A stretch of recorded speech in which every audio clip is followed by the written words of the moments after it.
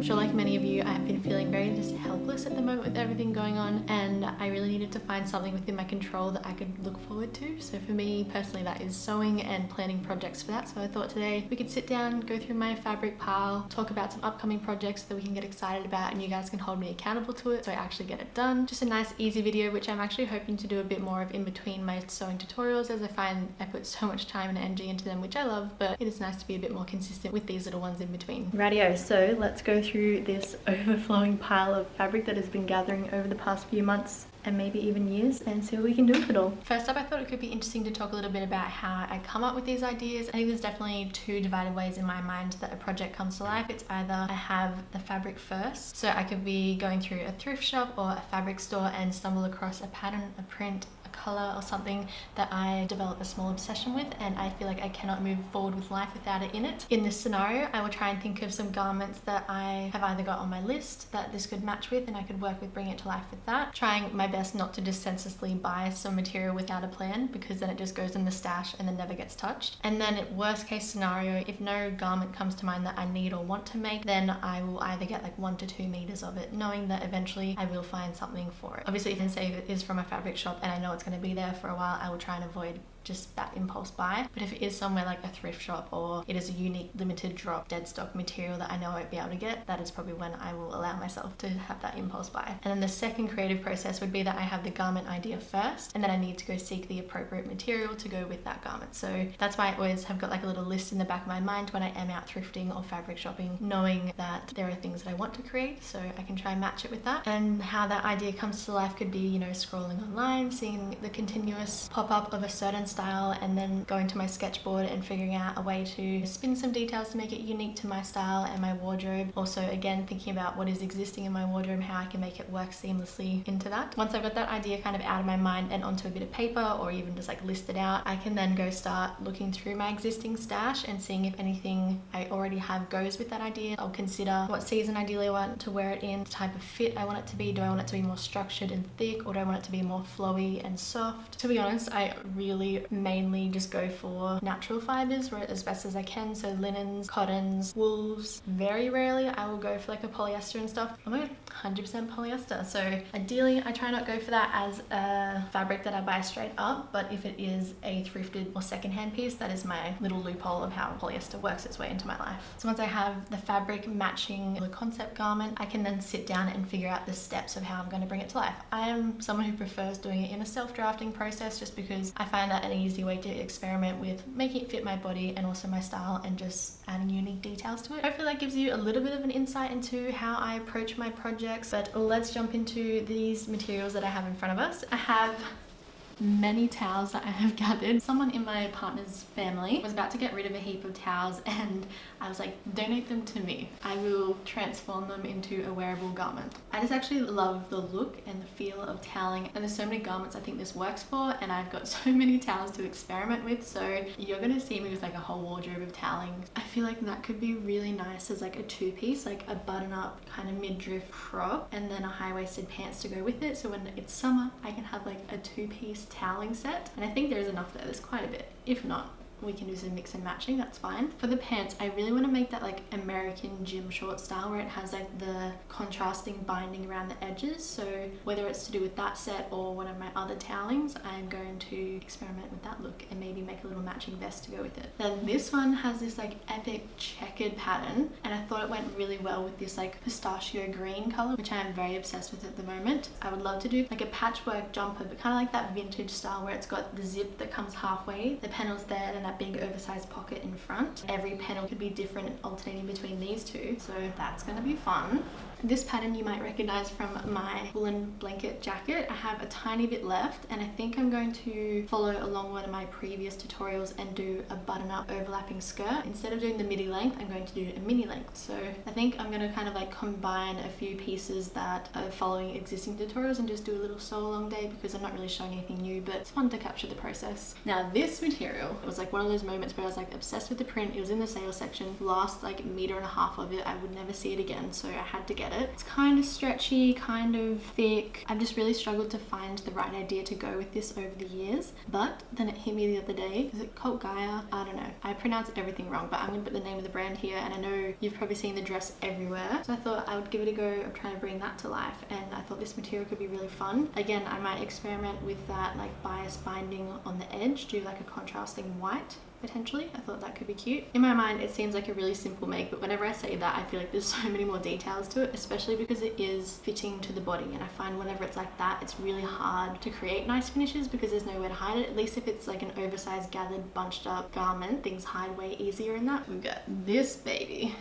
This came into my life from a family friend. Her older relative had passed away and had a big pile of fabric just laying around, and I love that out of like all of our family friends, I'm like the one to donate fabric to, and I've been beautifully gifted this from her pile, so I'm going to create something in honor of her and create a beautiful dress. Before I do this dress, I feel like I need to do a bit more research into the background of it because I feel like it seems to be a very traditional style dress, and I feel like I want to make sure that I'm not overstepping any lines if I do recreate that style. But I've forever been obsessed with the silhouette that has a high neck fit. Again, I must have an obsession with bias binding at the moment. I think I do. So it's gonna have a bias binding finish all around this neckline, have some like short cap sleeves, be a mini length. From that high collar section, it kind of curves around your collarbone.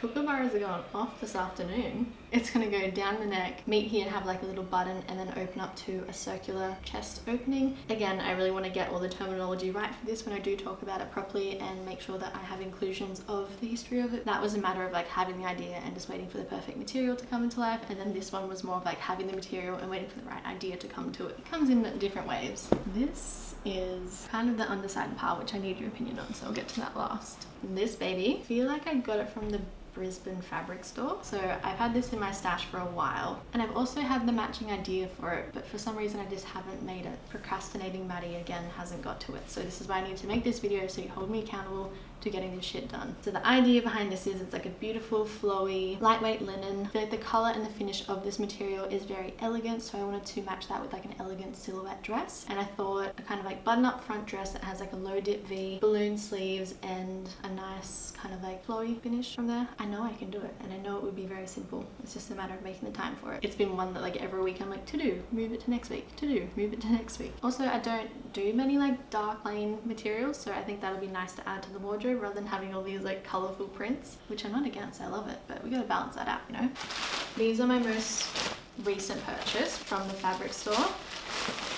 I have a gingham / checkered obsession, and I have been eyeing off these prints for so long, and the universe blessed me with a sale recently on their gingham range. I got 2 meters of this celery green gingham. So the plans with this, I really want to make a wrap dress, mini style, puffy sleeves. I'm still unsure about short or long finish yet. I just think it will be so beautiful in this print, and I'm so excited to have it in my wardrobe for spring and summer. And I think no matter whether I do long or short sleeves, I will have some leftover materials. Then I have a meter of this beautiful dusty blue material, and I have an idea, but I'm unsure which finish, so you guys can probably help me out with this. Dusty blue or like a midnight silky finish, and I'll show you the sketch and the idea I have. You've probably seen the silhouette around. It's like fat over the shoulder down to a low dip V and a bit of a gathered finish around the bust, and then it flows down into what would probably be cut on the bias mini dress finish, just because that helps make it flow really nicely. I feel like I've seen a lot of these dresses done in a silk,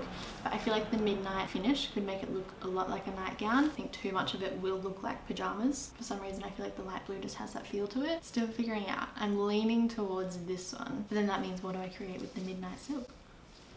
What do you reckon? Either shoot me some new ideas for these two, or which one would you prefer to see in that simple mini slip? If not, I feel like this could even look really beautiful in like a balloon sleeve top. I'm all about the balloon sleeves. Never will get over that style. So that's that. And then we come to this pile. That half that I just talked about is like everything has a designated plan for it. These are things that mainly thrift shop and then are offcuts from other projects. So let's have a little talk about that. I've got an upcoming series slash project where I'm going to talk through how to repurpose offcuts into cute little crop tops. Super easy to make. That's where these come into play. They're just like kind of awkward sizes. You might notice them from previous projects. I just thought it could be a fun way to show some easy sewing projects perfect for beginners, as well as how to utilize those awkward rectangular offcuts that we have just laying around. This is a jersey cotton. I would love to just make a simple crew neck tee but dress length, and maybe experiment with tie-dyeing. Yeah, I reckon that could be fun. This was my summer party dress that I made almost a year ago. I've still got so much of this material left. Any ideas for this? This could even make a cute wrap dress. This could make a cute balloon top. Ooh, a matching set. Ooh. I love DIY Daisy. You should go follow her on Instagram. She always experiments with how to just use rectangles and straight edges. So this could be fun to make a rectangle gathered waist skirt and then a rectangle top. And then at least you can wear them separately and then wear them together.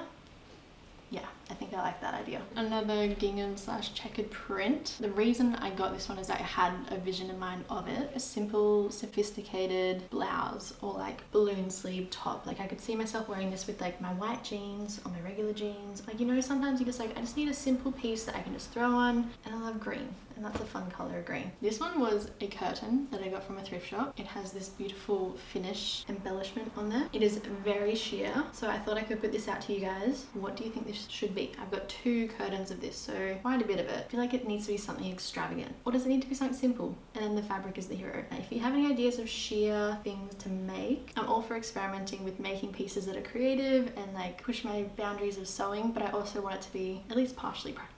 This is the skirt I got on our road trip. Love this fluted finish. Honestly, I might just take it in and leave it as a skirt. I had all these grand ideas for it, but keep it simple. That can go on my day of like just doing little bits here and there. And you guys can come along for the sew along day. Final piece, and a very sentimental number. I have this, again, like rattan circular piece, which I'm going to aim to have it sitting there on the garment. And then I'm going to use this vintage lace, which is from my grandma's pile of material. It has been just gathering dust. I don't use it as a tablecloth or as a picnic rug or anything, so I feel like I need to repurpose it into a garment, and then I will actually wear it and love it. And then have big bell sleeves going out in either direction, and then have the bottom section kind of flaring out from there as well, and being like a mini skirt slash bell sleeve top, all joined by this little circle in the middle. Of course it will be see-through, so I'll need to figure out the reality of that. And then if I have leftovers, I thought that could potentially be very cool to go for that 70s inspired flared finish pants. Anyway, that is a fun little overview of what I have coming up. I hope you enjoyed this style of video, and now you're going to be able to see these come to life and you'll be like, I knew about that plan. She told me about that months ago,